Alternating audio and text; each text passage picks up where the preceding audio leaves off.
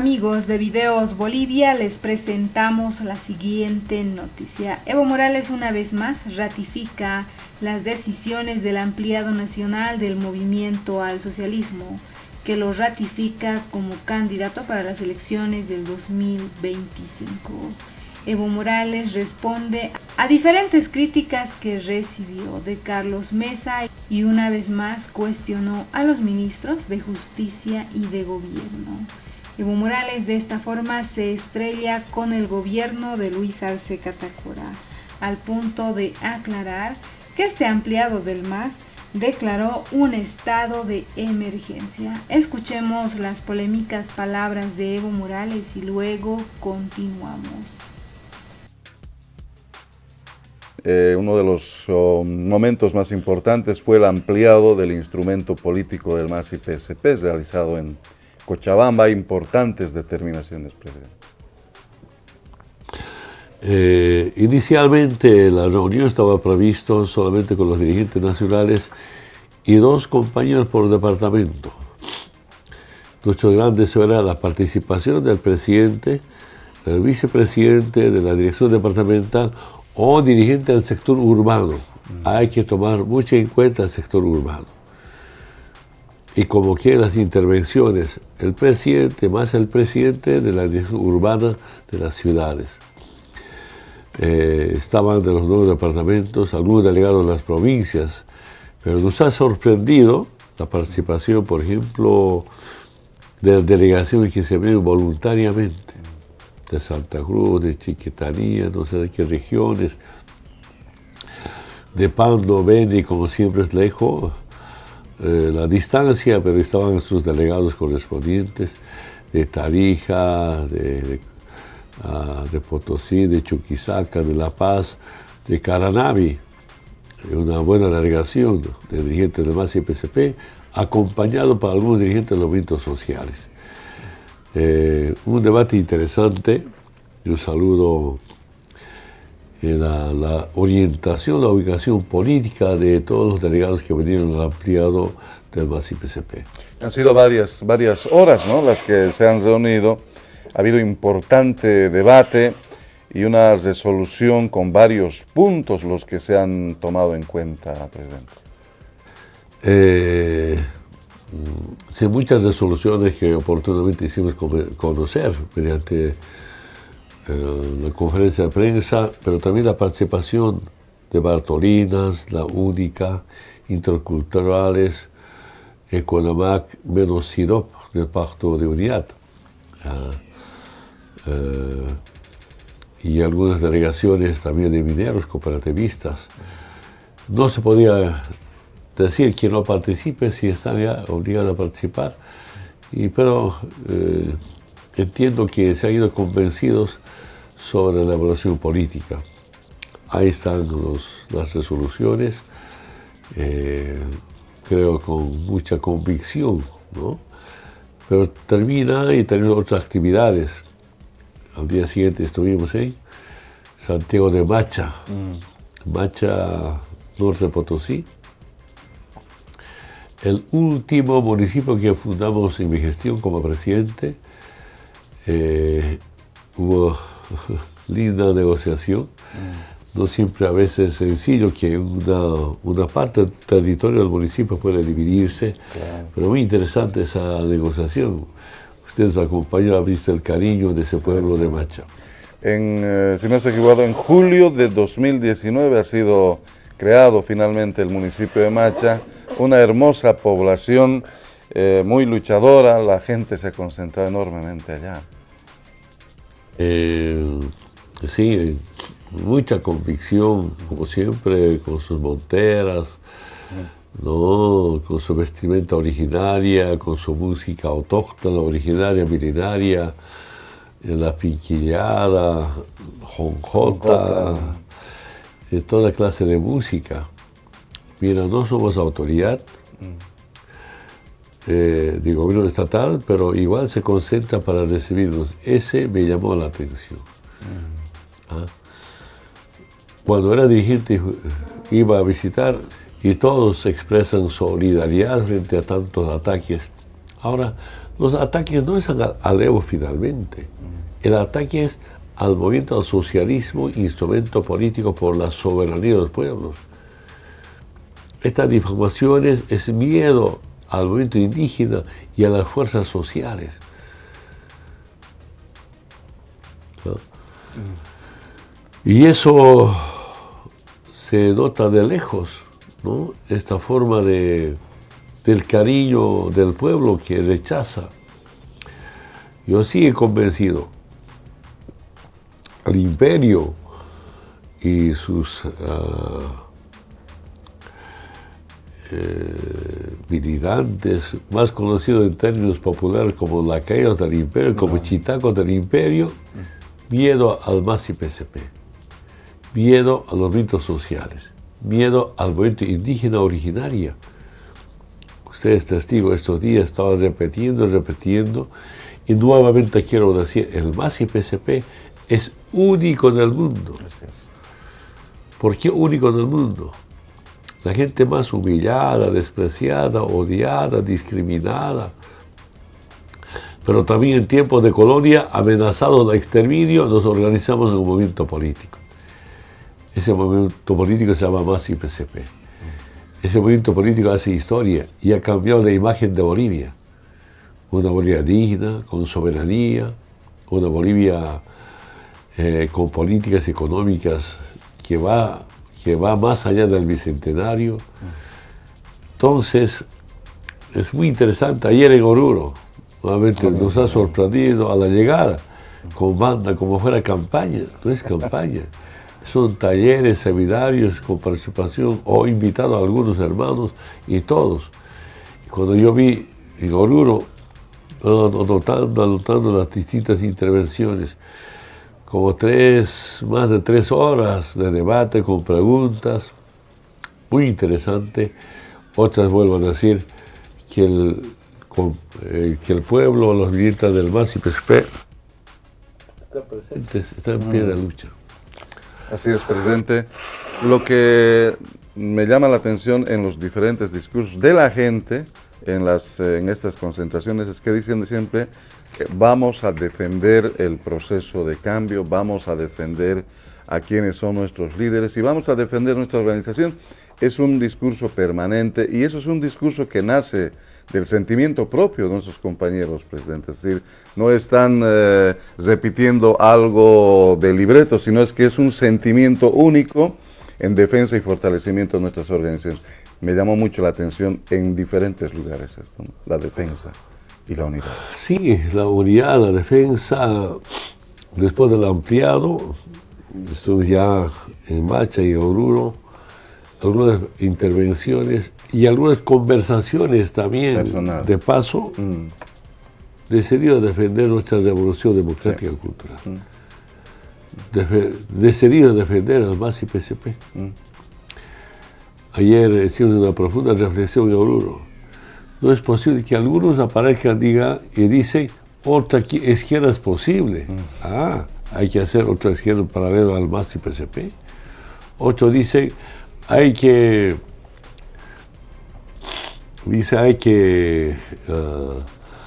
hacer un frente amplio de izquierdas, ¿no? Sospechosamente. Pero a mí me llama la atención bastante lo siguiente.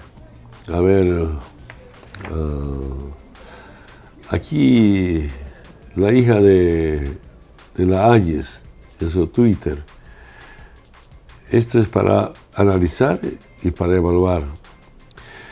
Luego del ampliado del MAS de Evo Morales, no es del Evo Morales del MAS, es del pueblo. Me imagino que queda claro que los primeros presos, si Evo vuelve al poder, serán Lucho por Bolivia y David Choquebanca, Eduardo Castillo y Iván Magne.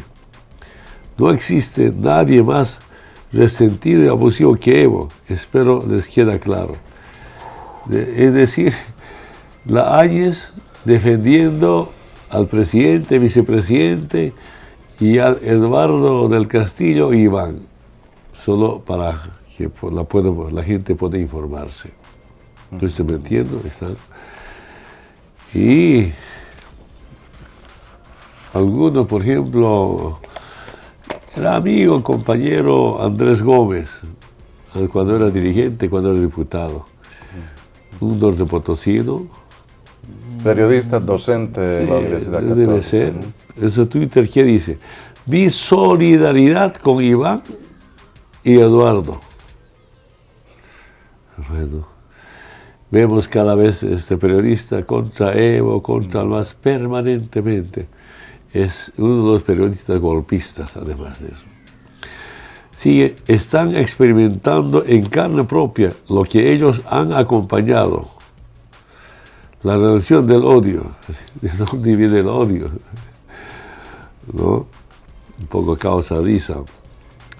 Espero que ahora entiendan a la gente que ha sufrido esa maldad, los esposos Andrade. Mira, en el plan negro quieren acusarlo, quieren calumniarlo al hermano Andrónico Rodríguez con esposos de Andrade. Es el plan negro, están operando, Así es. están ejecutando. Solo estoy leyendo, demostrando, además de eso, con sus versiones correspondientes, ¿no? Inocentes del Hotel Américas, inocentes del Hotel Las Américas, caso terrorismo. Todo el pueblo sabe que han venido a dividir Bolivia. Ahora para Andrés Gómez, inocentes, ¿no? Además de eso, planificaron genocidio o magnicidio. 4 o 5 de estos grupos confesos separatistas, confesos terroristas. Ahora decir que son inocentes. Otra vez, un periodista que es parte del golpe de Estado de la derecha defendiendo a Iván y Eduardo. Iván Lima y Eduardo del Castillo. Y yo siento que los compañeros de base saben exactamente qué es lo que está pasando en el país. Y eso me ha llamado la atención, las distintas intervenciones. Intervenciones de estas reuniones, estas concentraciones, conversaciones. Algunos compañeros lloran. No, permanente, ¿no? No comentamos, por ejemplo, la concentración que tuvimos en Sacaba. Un abuelito viejito llorando, se acerca a Papá Evo. Ahí hemos visto. Y esos cada semana. Si viajaríamos a las comunidades campesinas cada día sería eso. Es impresionante, toda Bolivia. Entonces, ayer nomás hemos visto en Oruro, ¿no? Compañeros se acercaban, y algunos dicen, no nos abandones, ¿no? Estamos todos juntos. Por eso, ese profundo sentimiento del pueblo boliviano a nuestro proceso, finalmente me di cuenta, no es tanto a Evo, Evo es una parte de ellos, somos un pueblo. Ahí, en el fondo, yo soy del MAS y PCP. Usted no estaba, Ramiro, una reunión creo en Quillacollo, con la central campesina de la provincia de Quillacollo. Y un compañero en su intervención, ¿qué decía? Decía, yo no soy del MAS, el MAS es mío. A mí me llama la atención, claro. Es su intervención. Claro. No he podido grabar eso, sorprende, intervenciones tan auténticas. Y algunos que dicen, por decir Ramiro García, ¿verdad? Ya, Ramiro es su nombre, apellido García. El segundo apellido es del MAS y PCP. No, yo soy del MAS. Es impresionante escuchar. Otras vuelvo a decir, después de 180 años de la vida republicana colonial o el Estado colonial, el movimiento indígena, los movimientos sociales. Cuando digo movimiento indígena, que no solamente se entienda, yo estoy hablando de pactorial. Transportistas también son indígenas, mineros también son indígenas, petroleros también son indígenas, comerciantes son indígenas, todos son indígenas, somos indígenas. El movimiento indígena no solamente está en Única, Bartolinas, interculturales. a Sidón y Conamac, ¿no? Ahora el indígena quechua, aymara, guaraní, todas las nacionalidades también son intelectuales, son profesionales, son empresarios, son indígenas. ¿Ah? Entonces, ese movimiento indígena, pues después de tantos años, demostramos al mundo que Bolivia tiene mucho futuro, mucha esperanza, con políticas económicas que vienen de los movimientos sociales.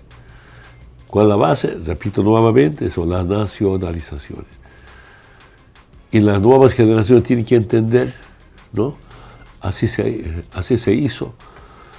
En algunas regiones, en el trópico de Chabamba, cuando tengo oportunidad, yo les decía a los chicos, a los jóvenes, acá están fortaleciéndose impresionantemente los jóvenes, junto a su papá, junto a su abuelo, abuela. Yo lo decía, con sus padres. Seguramente algunos de sus papás eran analfabetos, sus madres. Con seguridad sus abuelos, abuelas eran analfabetos. Con ellos nos hemos organizado sindicalmente, socialmente. ¿Para qué? Para garantizar la soberanía, la dignidad, soberanía e independencia del Estado y dignidad, libertad. Defender nuestra identidad para el pueblo boliviano. Yo les decía entonces, sus padres eran hasta analfabetos, algunos no sabían escribir. ¿Cómo nos hemos organizado? ¿Cómo hemos identificado a los enemigos internos y externos? ¿Cuáles eran los enemigos externos? Aquí con la base militar en Chimoré. ¿Y qué hacían los militares? La llamada DEA, uniformada armada, al margen de matarnos como policías en las trancas. Larga la historia.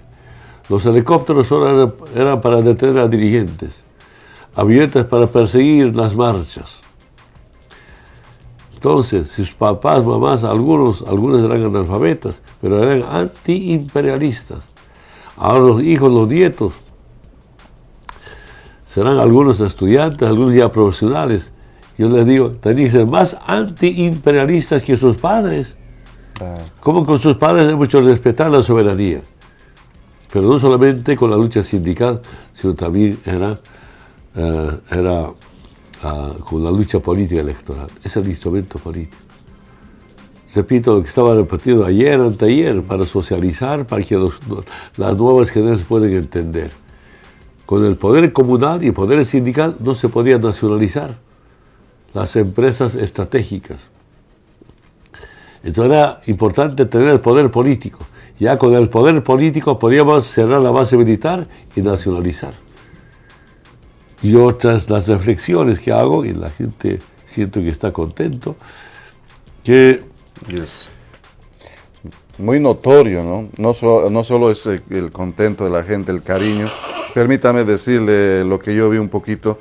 Gente mayor, como decían, sacaba gente, hombres, mujeres, permanentemente esperando saludar, alcanzándole la mano para saludar. Gente joven acercándose para saludarle, intentando hacer el saludo, abrazar. Yo anoche quedé sorprendido, presidente.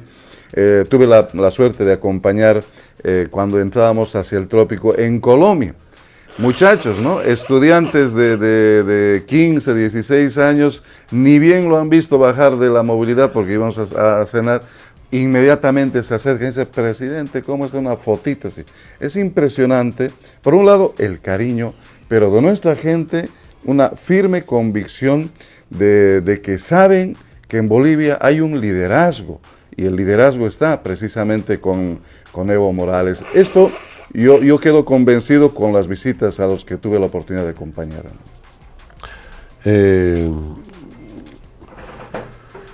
Puedo comentar, ¿no?, bastante de esta andanza, ¿no? Anoche llegamos a las 11 de la noche desde Oruro a Villa Tunari. Sí. Y yo estaba revisando los ensayos. Perdone a compañeras y compañeros, yo quisiera escuchar permanentemente llamadas telefónicas, pero no hay tiempo para escuchar, para atender hasta llamadas telefónicas. Entonces yo llego a veces a las 10, como anoche a las 11, empezar a revisar las llamadas telefónicas. Mensajes, hubo llamadas, porque algunos compañeros están haciendo un seguimiento permanentemente. Linda la gira de este fin de semana, te dice el jefe. Comenta. Y vienen las resoluciones. ¿Ya? Entonces, yo creo que hay una enorme participación, seguimiento, compañeros que realmente son patriotas. Yo entendí, por ejemplo, si la derecha quiere retornar al gobierno, o nuevamente para privatizar. Ayer ya no estaba usted, Ramiro. Yo expliqué el decreto supremo 4272 de junio de 2020 del gobierno de facto. Ahí está la privatización de los servicios básicos. Ahí está, por ejemplo, ahí está que no hay inversión para las empresas estatales. Se prohíbe la inversión, ¿no? No hay inversión. A las empresas públicas 100% del Estado no hay inversión, cero de inversión, ¿no? Por ejemplo, no hay programas sociales. Yo siempre les digo al pueblo boliviano, creamos tantos programas sociales, entre ellos el programa social y solidario de vivienda. Pero la gente que tiene plata, los neoliberales que dicen, si quiere tener casa, tenga plata. No hay solidaridad. Entonces, compañero Ramiro, yo creo que el pueblo siente que ha habido programas sociales, políticas económicas, programas productivos. No es suficiente, por supuesto. Lo que falta es cómo seguir pensando, creando, renovando. Ahí viene la verdadera renovación. Renovación en programas productivos, programas sociales, mejorar los programas sociales. Esa es la responsabilidad del Estado. En todo caso hay que cuidar la inflación, pero sin contracción económica. Es importante cómo gestar el crecimiento económico, pero no sometidos a la disciplina fiscal para evitar déficit. ¿Sabe? Eso significa esas políticas económicas paridas por el Fondo Monetario Internacional que hacen cuidar la macroeconomía, destrozar la micro. ¿Ah? Y cuando los productos suben, afecta a la familia que está con problemas económicos. Y por eso esta semana un poco tuiteamos, expresamos nuestra preocupación. Azúcar ha subido, papa ha subido, carne ha subido. Ahora, ¿cómo de manera conjunta enfrentar estos problemas, ¿no?, del precio de productos? Claro. Hay una gran preocupación de la población, y esto es notorio, ¿no? Esto es notorio porque en los mercados, cuando uno va, de repente se encuentra con que la papa, que antes costaba la arroba entre 35, 40, fácilmente encuentra ahora con 60, 80 o más de 100, dependiendo de la calidad. Es decir, han subido y hay preocupación, la gente sabe esto. No hay que, digamos, tapar las cosas como están yendo, hay que darle soluciones, también es responsabilidad. Presidente,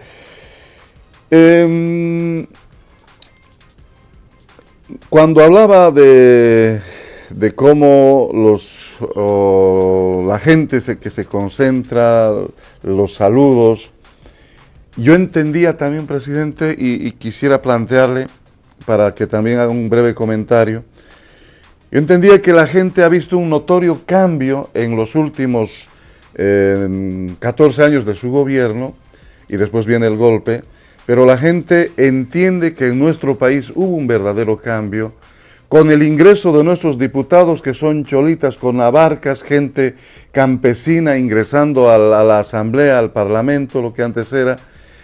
En el pasado jamás hemos tenido esta situación, si bien es cierto que ahora, por ejemplo, mañana recordamos 40 años del ingreso de Hernán Siles Suazo, la gente, muchas instituciones recuerdan como 40 años del retorno de la democracia, dicen. creo que la verdadera democracia, desde mi punto de vista, se da en condiciones en las que la gente boliviana, esta gente que vive en el norte Potosí, esta gente que vive en sus chacos, en Camiri, en el campo, ven los cambios verdaderos y una verdadera introducción de la democracia en nuestro país, presidente. Ahí tenemos un cambio radical de la realmente participativa y verdadera democracia. Varias veces cuando estaba de presidente yo lo decía públicamente al pueblo boliviano, aprovechando algunos medios de comunicación.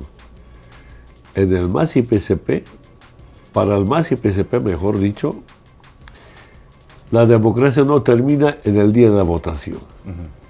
La democracia cada día. ¿En qué consiste?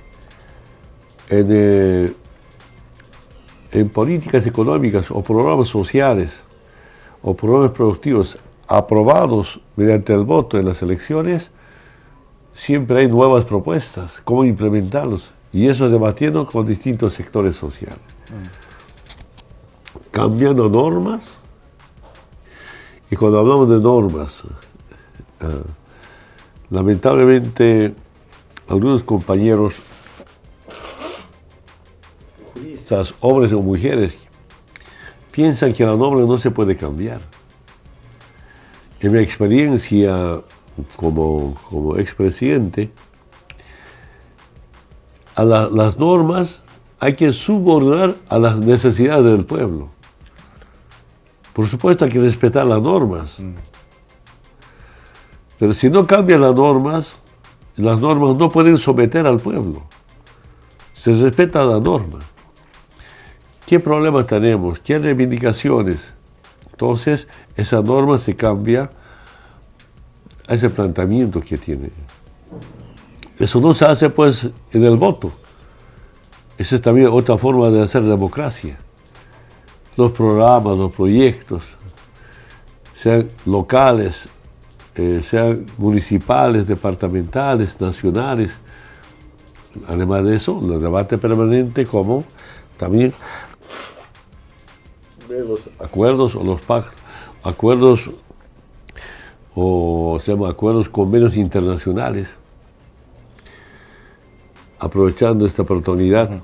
Por ejemplo, los acuerdos o convenios internacionales sobre los derechos humanos y sobre el medio ambiente, nunca Estados Unidos ha ratificado en su Congreso.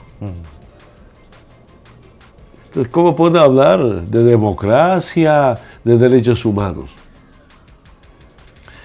Desafío a cualquier jurista internacionalista.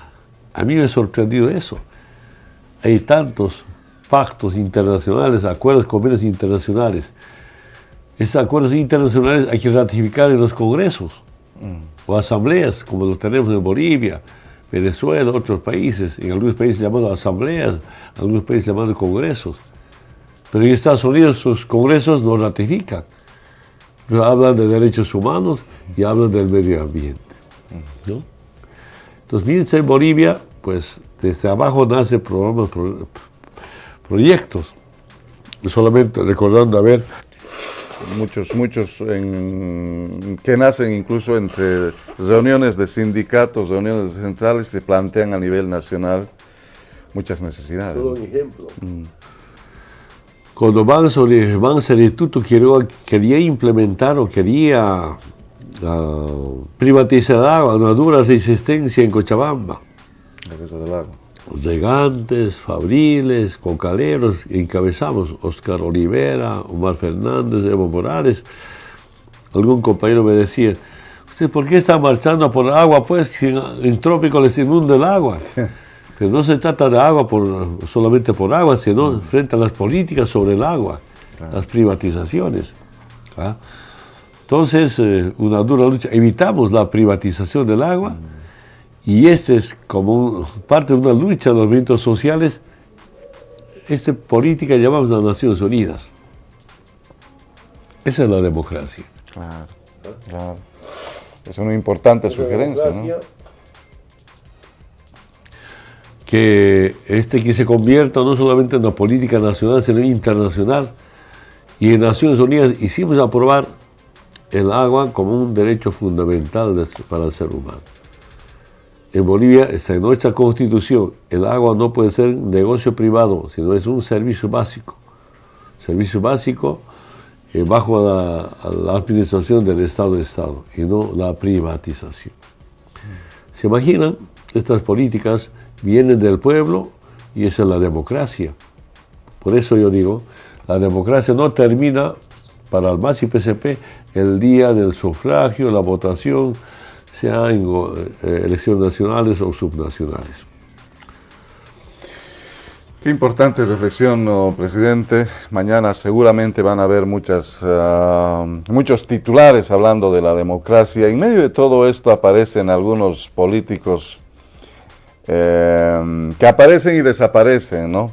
En el pasado teníamos a MNRistas, teníamos a miristas, adenistas, hablando y haciendo supuestamente, entre comillas, democracia, cuando el pueblo acudía solamente a votar, pero otros eran los que elegían y definían quién iba a ser el presidente. Aparecen ahora algunos de estos que quedaron, por ejemplo, del MNR, defendiendo su postura, hablando del golpe de Estado, ellos siguen diciendo que ha habido el 2019 un fraude, cuando en la realidad ha habido un golpe de Estado, y en estos 40 años, yo diría, 40 años de democracia, puede ser, menos uno porque el 2019 hubo un golpe de Estado y habían personajes ahí involucrados, presidente, ¿no? Como Carlos Mesa, por ejemplo. Escuchamos ayer en sus twitters. Sí. A veces, apareció... causa risa escuchar a Carlos de Mesa. A veces también pobre Carlos de Mesa, escritor gonista, golpista además de eso. A veces digo, mi solidaridad con Carlos de Mesa. Tal vez la edad le está afectando y, como dicen en términos populares, cuando la edad avanza ya chuchea, ¿no? ¿Qué nos habla? Habría que entender, ¿no? Pero podemos ver, ¿no? Cuando hablan que cobardes, tipo de esto, como podemos ver qué decía él, ¿no? Cuando era presidente. Yo solo me acuerdo, a ver, ¿cómo llegamos al gobierno? Unos 5 años, creo en el 2002, dijimos de las protestas a las propuestas. Y digo para las nuevas generaciones. Nuevos políticos, esperamos que sean con convicción revolucionaria, antiimperialista. Eso demostramos, no solamente luchando, sino también en gestión pública. Y hay que tomar con mucha valentía temas importantes. A Gonzalo Sáenz Lozada, cuando estaba de presidente, entonces pasamos el proyecto de ley de IDH, tema de regalías. Ese proyecto es del MAS y PCP. Yo estaba aquí de bancada. Gonzalo Sáenz Lozada se lo lleva al tacho. Viene Carlos de Mesa. Yo llevé 2 proyectos del decreto supremo a la oficina de Carlos de Mesa, acompañado por un senador, Ricardo Díaz, que en paz descanse, diputado Edmundo Novillo, estaba diputado, ¿no? Ahora es la cabeza del Plan Negro, un hermano, un compañero, le conozco muy bien, ¿no? Y llevamos y varios diputados, ¿no? Primero, un proyecto de decreto supremo de nacionalización de hidrocarburos. Segundo, proyecto de decreto supremo de convocatoria a la Asamblea Constituyente. Yo personalmente dije, acompañado por varios diputados y algunos senadores, el 2004, presidente Carlos de Mesa, si usted emite este 2 decretos supremos, va a terminar su gestión. Y vamos a recordar después la respuesta que hubo, ¿no? En todo ese contexto en el que vivía el país, y Carlos Mesa sale con un discurso que de repente nadie se lo esperaba, pero lo veremos luego. Pues. Entonces, yo sabes qué pienso ahora. Si Carlos de Mesa hubiera nacionalizado y convocado a la Asamblea Constituyente por decreto, eso se podía hacer por razones políticas de la coyuntura, Evo no hubiera sido presidente. ¿Cuál era el pedido del pueblo boliviano en las transformaciones políticas y económicas? Políticas de la Asamblea Constituyente, la refundación de Bolivia. En lo económico, la nacionalización. Así es. ¿No? Carlos Mesa rechazó. ¿Y qué dijo? A ver, ahora podemos escuchar qué dijo en su intervención cuando estaba de presidente Carlos de Mesa. Veamos el video que tenemos extractado a propósito de esa intervención que hizo Carlos de Mesa. Vamos a ver si estamos listos en realización. ¿Sí? ¿Estamos listos? Vamos adelante entonces, adelante. He decidido presentar al país mi renuncia al cargo de presidente constitucional de Bolivia. La ley de hidrocarburos que plantea el honorable Evo Morales, jefe del MAS, es una ley inviable e imposible. Nos lo ha dicho España, nos lo ha dicho el Banco Mundial, nos lo ha dicho Estados Unidos, y si yo no recibo ayuda internacional, no le voy a pagar su salario, no porque no quiera, sino porque no puedo. Sabe, señor, señora maestra, le estoy pagando a La Plata una parte de su salario de la limosna internacional que recibo porque extiendo la mano. Hacer discursitos de independencia y de soberanía sentado del otro lado del escritorio es muy fácil. Evo Morales, con quien he hablado muchas veces y le he explicado detalladamente esta realidad, tiene mucha facilidad para salir a bloquear Bolivia, porque eso es muy cómodo, honorable Evo Morales. Es muy cómodo bloquear Bolivia. Es muy fácil bloquear Bolivia. Venga usted a gobernar y verá usted lo que es la administración del Estado. Queda usted posesionado como presidente constitucional. Y llegó la hora, ¿no? Llegó por el voto popular el presidente Evo Morales. Y yo creo que lo ha enseñado a gobernar. Demostró lo que se podía hacer. Nos da pena esta clase de políticos, ¿no? Escuchar, ¿no? Consultar a Estados Unidos, consultar al Banco Mundial, a España. Es la mentalidad colonial, es ser sumiso al imperio. Y en algún momento decía, para ser autoridad, uno no solamente necesita fuerza y energía, sino valentía. En el gabinete de la primera gestión, 2006, habían ministros que no querían nacionalizar, tenían miedo a la nacionalización, tienen miedo a los bonos y rentas. Mira, Ramiro, si hubiera escuchado yo a ese ministro que no quería nacionalizar, ¿por qué no quería nacionalizar, presidente Evo? Si nacionalizamos nos van a demandar al CIADE, al Banco Mundial. Yo le dije, dale una carta, nos retiremos del CIADE, porque vamos a estar sometidos al CIADE. Gran debate. Que algunos nos molestaron, con negociación hemos resuelto, porque estamos con la verdad, con la razón. Entonces, si no decidía con valentía la nacionalización, no había nacionalización. Y lamento mucho ahora, algunos ministros ignoran de dónde viene la nacionalización. ¿Cómo viene la nacionalización? Claro, un programa económico, una política económica y en los movimientos sociales. Y cuando llegamos al gobierno, alguien tiene que tomar decisiones políticas oportunas y con valentía además de eso.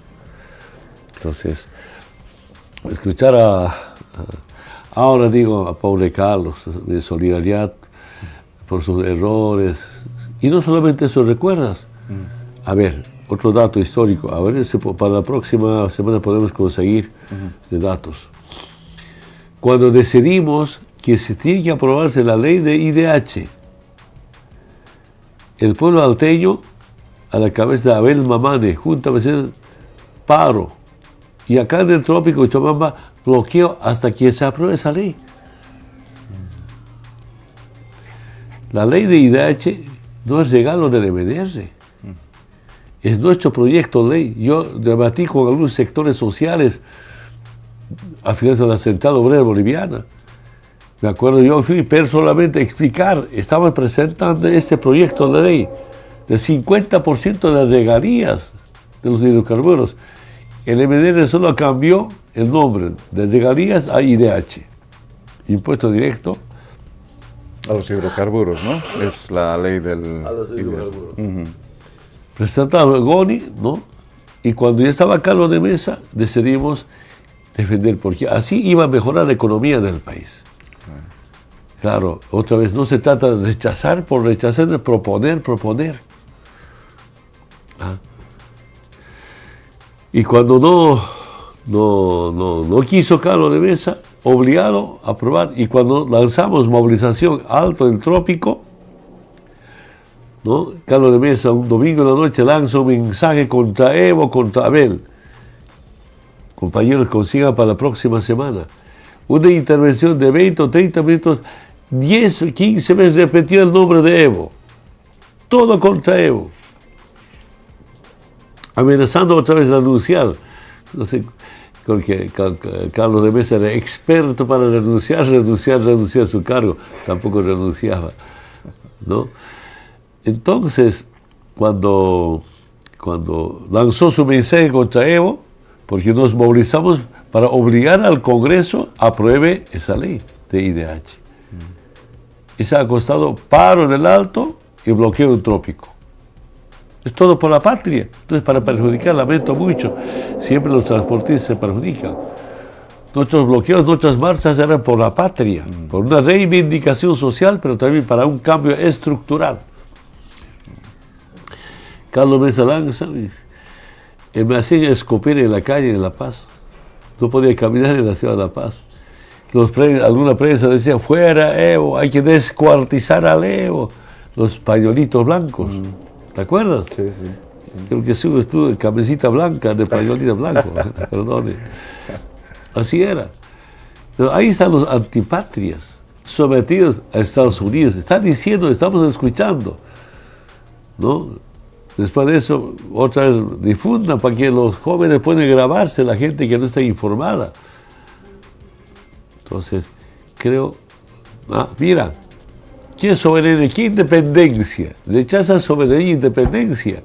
Ahora con la unidad del pueblo garantizamos soberanía e independencia para Bolivia. No solamente soberanía política, sino soberanía económica. Eso es la nacionalización. Entonces, que el tipo ahí por Twitter insultando, da pena, y por eso mi solidaridad con la edad avanzada del hermano, ya que sea hermano Carlos de Mesa para no molestarlo, viejito que ya no opina ni genera, solo insulta nuestras políticas económicas. Yo solamente pregunto, si no se nacionalizaba, ¿cómo hubiera estado Bolivia en este momento? ¿Cómo hubiera estado? A ver, ¿cuánto era la inversión? ¿Cuánto era la inversión en 2005? Apenas $600 millones. Me acuerdo siempre porque tenía que revisar datos económicos y además tenía que conocer, pues. Claro. Obligado a conocer los datos económicos. Entonces, ahí yo veía, bueno, inversión en 2005, $600 millones. De los 600, el 70% eran con créditos, 30% con la plata del Tesoro General de la Nación. Y nacionalizamos, estoy saltando hasta el 2018-19. Con los últimos 4 años, inversión pública programada, más de $8.000 millones, ejecutada más de 7.000 millones. De 600 millones a 7.000 millones ejecutados. Sorprende el país. que prestarse platita para pagar tu aguinaldo, para el sueldo, por favor. ¿No? Nada de da risa, limosnas. da lástima. Por eso mi solidaridad, por tercera vez con Carlos de Mesa, ¿no? Y entonces, mira, programados más de 8.000 millones de dólares 2019. Para el año pasado, como un año que sepa el pueblo boliviano, se lo farrearon la plata. El año pasado programado más de 4.000 millones de dólares. De 8.000 millones a 4.000 millones programados. No pues, ahí está la derecha. A eso se los llama vendepatrias, antipatrias, ¿no? ¿Y cuánto tenía programado Ramiro? Yo me acuerdo del debate que tenía con el Álvaro García Linera, vicepresidente de entonces. Él decía, vamos a llegar inversión pública del Bicentenario 15.000 millones de dólares. 15.000. Yo le decía, va a ser 13.000 millones de dólares. Repito otra vez, 2005, 600 millones de dólares. 2019, programados más de 8.000 millones de dólares. Yo decía, 13.000 millones al Bicentenario. En mi forma de ser, no, Ramiro, prefiero manejar lo mínimo y no lo máximo. Y ahora manejamos lo máximo. ¿Qué pasa si no llegamos a 13.000 millones de dólares? Hemos mentido al país. ¿Qué pasa? Pasamos los 13.000 millones de dólares. Hemos cumplido, de paso, ya pita más. Hemos superado. Claro. Por eso, en programas yo me manejo mínimo, para no aparecer que no estaremos cumpliendo o estaremos mintiendo al pueblo boliviano. Esa es mi experiencia vivida. Claro. Entonces, y ahora después del golpe, nos destrozaron nuestra economía. Que evidentemente hay que reconocer, la pandemia te afectó. No, pero tanto bajamos. Y las alcaldías deben estar, si una alcaldía, la transferencia antes era por 50 millones, ahora están 25, 24, 25 millones de bolivianos de transferencia, dependiendo de qué alcaldía. Y después les han construido más proyectos, planes. Ahora no tenemos como antes. Eso no es por culpa de Lucho, David. Ese es el golpe de Estado. Así son la derecha, y parece que volver. Entonces, interesante repasar la historia. Solamente estamos refrescando la memoria, ¿no? Y no estamos mintiendo ni calumniando a nadie. Ahí está, las versiones de Carlos de Mesa, y próxima, ojalá escuchemos esa intervención. Vamos a buscar. Presidente, si me permite un término que la derecha maneja y trata de instalar también como una mentira, diciendo que es que el Evo estaba en tiempo de bonanza, ¿no? Parecieran decir que en ese momento había mucha bonanza de plata, bendición del mundo, Bolivia tenía bastante plata, y no es así. Cuando en realidad pasó es que gracias a la nacionalización, Bolivia pudo lograr recursos económicos, ¿no? IDH, gracias al paro del Alto y bloqueo en el trópico. Obligamos a aprobar. Y además de eso, recordar, aprobamos y Carlos de Mesa se escapó del país para no promulgar esa ley del IDH. ¿Y quién promulgó? El presidente del Senado, que era Orlando Bacadíes. Sí, me dijeron que ya falleció lamentablemente. Él promulgó. No quería promulgar, mira. Esa es la cobardía, ¿no? Se dirá, pues, se promulgó esto, que Estados Unidos, España, van a comer, prefieren ser fuera del país, dejar al presidente del Senado para que promulgue. Revisen, está en el Congreso o en la Asamblea correspondiente. ¿Cómo era la pregunta, perdón? No, decía que tratan de instalar un nuevo término en el que dicen Evo estuvo en tiempo de bonanza, cuando en realidad han habido políticas. Después viene la nacionalización, claro. Otro de los datos, a ver, los datos, ¿qué bonanza? No sé si exagero, perdone a la amable audiencia, pero desde la fundación de la República, 1825 hasta 2005, 180 años, nos dejaron con 9.000 millones de dólares del PIB, Producto Interno Bruto. A los países del mundo se miden por el PIB, PIB per cápita. Claro, su capacidad económica, ¿no? El Producto Interno Bruto. Y de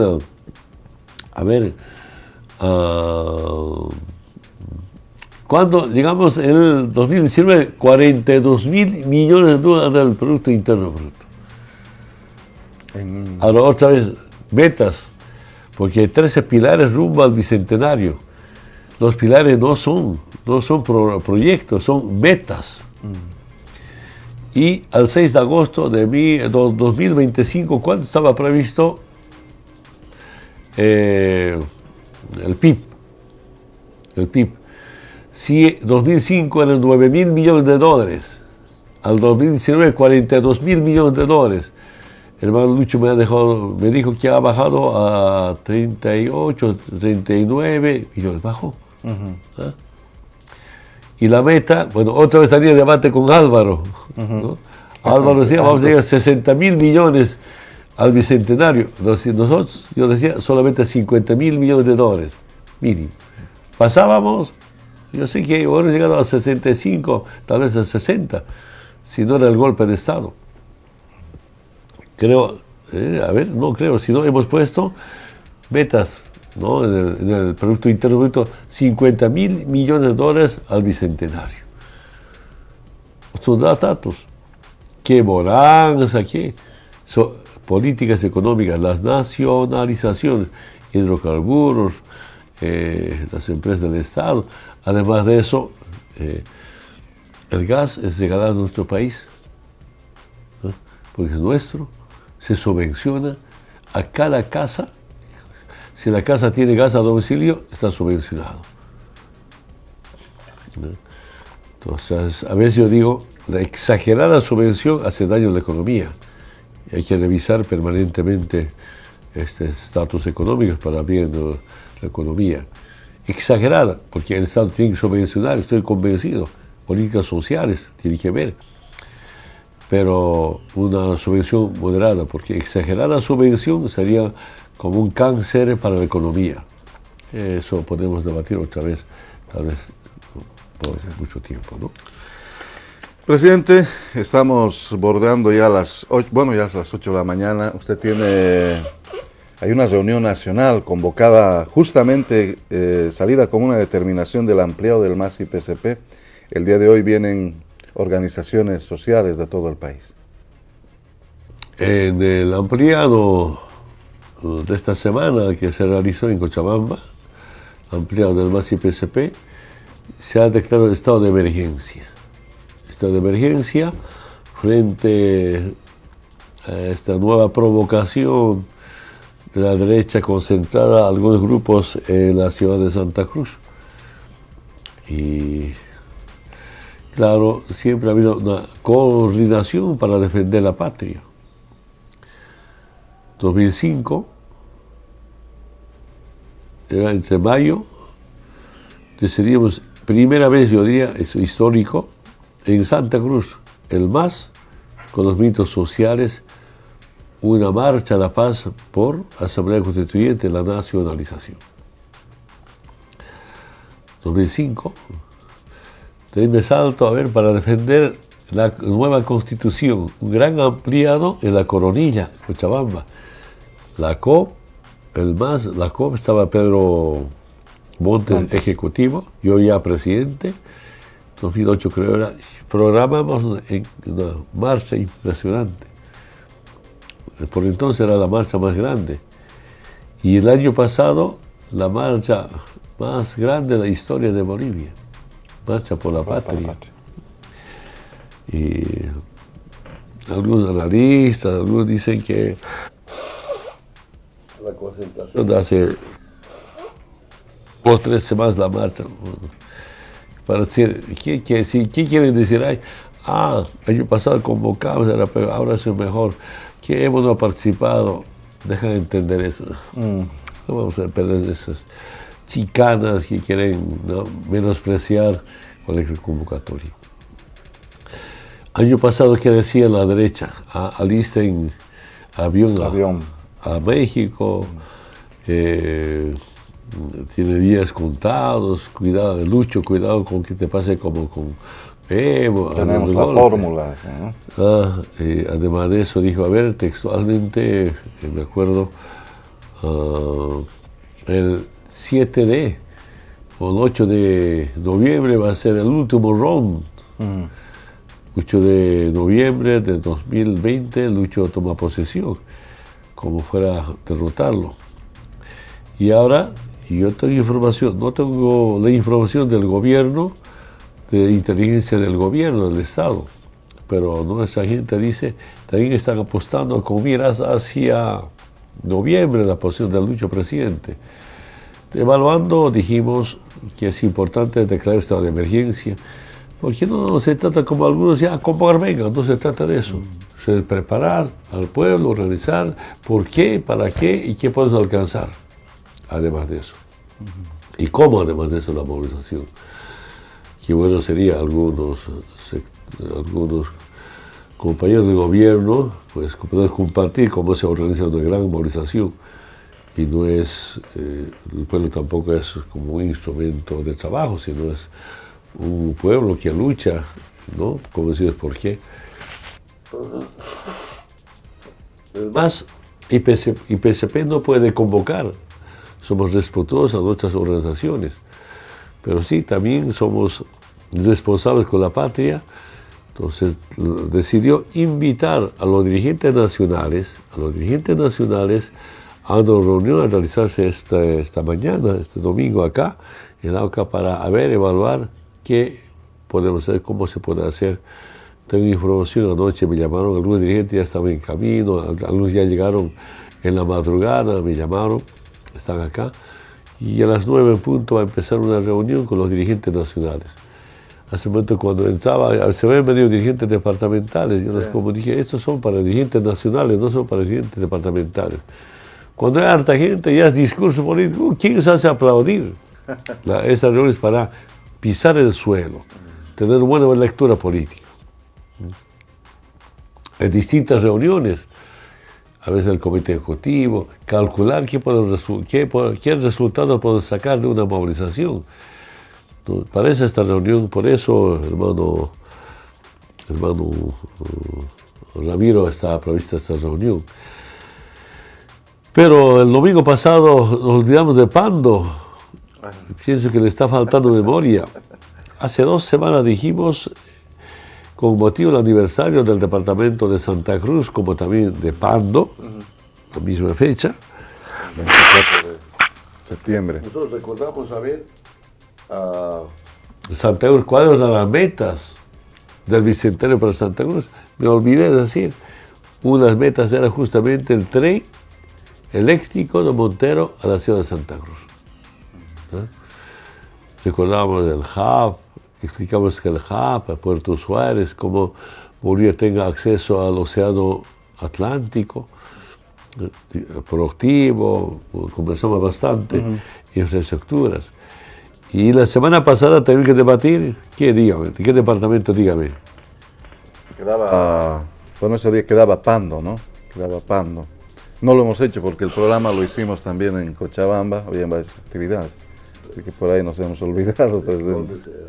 La próxima semana, pues que ahora me encontraremos ese mensaje. Cuando Carlos de Mesa quería hacerme descuartizar, quería expulsar de Bolivia, está su discurso. Escucharé para refrescar la memoria ante la población, para saber, así es la derecha, vende patria, así es un periodista golpista, un escritor gonista, ¿no? Todo el mundo sabe es así, ¿no? Entonces, rumbo al Bicentenario, llegar con camino bien pavimentado. Yo decía, mi sueño es, desde Villazón o de Acuiba, agarrar mi coche y llegar hasta Cobija, conduciendo. 3 grandes puentes hicimos. Beni 1, que es La Paz, Beni 2, que es Beni y Pando, Madre de Dios. Solo el puente, faltaba el río Mamoré, en Trinidad. El segundo, por ejemplo, estaba previsto como metas del Bicentenario para Pando, porque es el camino, del kilómetro 19 por venir rumbo a Extrema, Perú. Y desde Bayaramerí, ya está pavimentado hasta Riberalta, bajar directamente a Puerto Rico. Una apertura de camino, un nuevo puente en Riberalta. Riberalta ya es colinda con Pando, ¿no? Y bajar a Puerto Rico, porque ahorita espero que se termine rápidamente. Un pedacito faltaba entre Rurinavaki y hacia, llamado al río Beni 1, río Beni 2, aunque el puente ya está hecho. Ese pedacito estaba con financiamiento de la CAF, ¿no? Terminado, entonces bajando Bayaramerín, Riberalta, Puerto Rico, kilómetro 19, rumbo a Perú. Otro corredor bioceánico de la Amazonía. Son planes, estaba en planes, por ejemplo, la primera doble vía de Cobija a Porvenir. Yo decía, ese va a ser el Prado de Pando, doble vía con jardinería, ¿no? En temas productivos estaba previsto una industria de pescado, ¿no?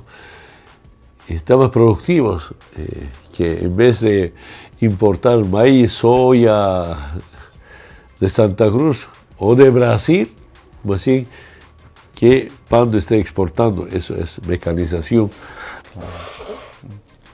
Me acuerdo perfectamente.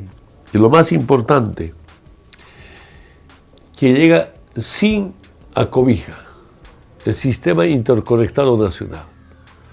Mire, cuando llegamos al gobierno, Ramiro, Beni, Tarija no estaba conectado, estaba aislado del sistema interconectado nacional en temas de energía. Llegamos a llegamos a Tarija, llegamos a Trinidad. Los datos que quisiéramos repasar, había habido un proyecto de Tuto Quiroga, creo que costaba como más de 100 millones de dólares, entonces creo que 40 millones de dólares ejecutamos, ¿no? Llegó, porque antes, en Trinidad era apagón, no había luz. Tuvimos nosotros nuestra gestión, reconocemos, pero hemos resuelto ahora que apagón en Trinidad, a ver. Y bajamos hasta Bayaramerí, de Bayaramerí, pasar hacia Riberalta, de ahí rumbo a Cobija. Falta todavía. Sigue la lucha para terminar la obra, ¿no? Y no me acuerdo exactamente, creo que estaba como 800 millones de dólares de inversión para llegar con el Sistema Interconectado Nacional, a Cobija. Eran metas del Bicentenario para Pando. Entonces, compañero, hermano Ramiro, quiero cada día o cada semana recordar para un departamento. Ahora, noviembre es departamento, aniversario del departamento de Potosí y Beni. Y algún domingo recordar cuáles eran las metas para Potosí, cuáles eran las metas para Beni, en temas productivos, en temas de integración caminera, otras reivindicaciones históricamente olvidadas, ¿no? Falta todavía, repito nuevamente, esa es una responsabilidad que tiene el Estado con todos los departamentos de aquí de Bolivia. Entonces, muchas gracias, hermano Ramiro. Esas fueron las palabras de Evo Morales, quien se ratifica como candidato para las elecciones del 2025, pero también afirma que el año 2024 se definirán las candidaturas. Pero el MAS ya proclamó su postulación.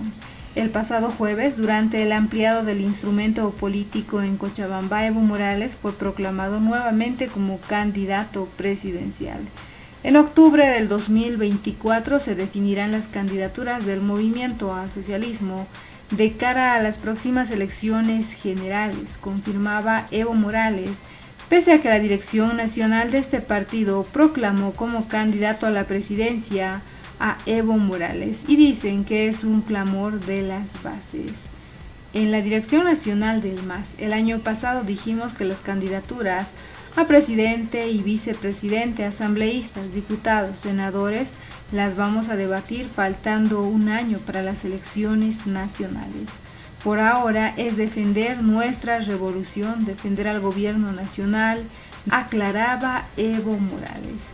El pasado jueves, durante el ampliado del instrumento político en Cochabamba, Evo Morales fue proclamado una vez más como candidato presidencial. Al respecto, el vicepresidente de este partido, Gerardo García, afirmaba que será candidato porque es un clamor del pueblo.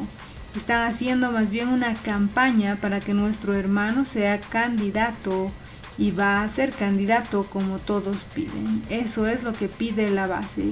No estamos en campaña, pero es clamor de las bases, decía el vicepresidente del MAS. En el MAS existen sectores que apoyan la repostulación de los actuales mandatarios, es decir, Luis Arce y David Choquehuanca, porque constitucionalmente están habilitados, mientras otros del MAS están promoviendo la candidatura de Evo Morales, por lo que crece una pugna en este partido. En las últimas semanas, Evo Morales incrementó sus visitas a diferentes regiones para la inscripción de nuevos militantes, además de participar en talleres de formación política.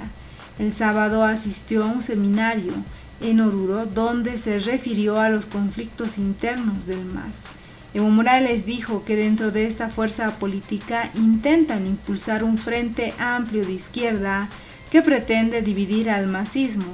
Afirmó que existe un peligro latente de dividir este partido por ambición de algunos dirigentes. Ahora estamos viendo que algunos compañeros dicen que hay que hacer un frente amplio de izquierda, traicionando al MAS, y eso debemos debatir profundamente. La unidad es importante, si no hay unidad, no hay una revolución. Cualquier proceso como el que tenemos solo puede fracasar por problemas internos o por ambición. La ambición es el peor problema que tenemos, resaltaba Evo Morales. ¿Qué opinan ustedes? Evo Morales declara estado de emergencia y la división con el gobierno de Luis Arce Catacora y el cuestionamiento a los ministros del actual presidente de Bolivia continúan desde el máximo representante del movimiento al socialismo, Evo Morales. ¿Qué opinan ustedes? No olviden dejarnos sus percepciones al respecto.